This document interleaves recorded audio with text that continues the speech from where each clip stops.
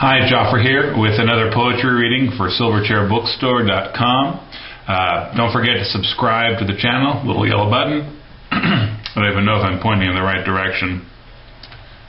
Yeah, that was the right direction, so little yellow button that way.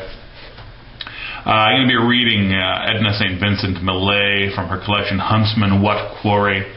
This is a beautiful book, one of my favorites. First edition from 36, I think, from the 30s. It actually was partnered up with an identical volume, another first edition, the collection after this one in Millay's work, Make Bright the Arrows. And that one was particularly interesting to me, a lot of stuff leading up to and during the early years of World War II. This book has some poetry about the crisis in Czechoslovakia, about the Civil War in Spain, but the second book was especially interesting to me. One of my friends is a huge Millay fan, and so I gave her one of the books. I would have given her this one, honestly, but I didn't because I had put my Ex Libris stamp inside this volume, but not the other. So she got to enjoy the volume that I actually prefer, but I'm glad my selfish impulse ended up being suppressed.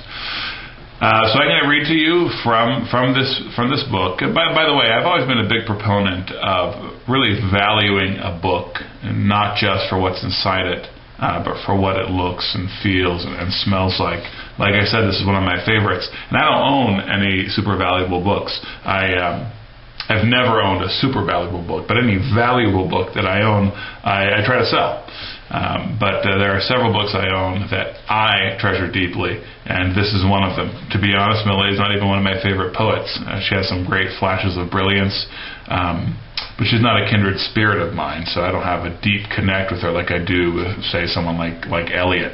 But I admire her work, and so owning a cool book by her is very satisfying for me. So this is Two Voices by Edna St. Vincent Millay. Two voices. First voice. Let us be circumspect, surrounded as we are by every foe but one, and he from the woods watching.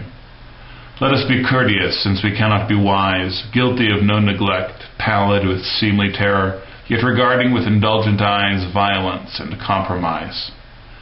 Second voice. We shall learn nothing, or we shall learn it too late. Why should we wait for death, who knows the road so well? Need we sit hatching such quiet fowl as we, meek to the touch, a clutch of adder's eggs? Let us not turn them. Let us not keep them warm. Let us leave our nests and flock and tell all that we know, all that we can piece together, of a time when all went, or seemed to go, well. That was Two Voices.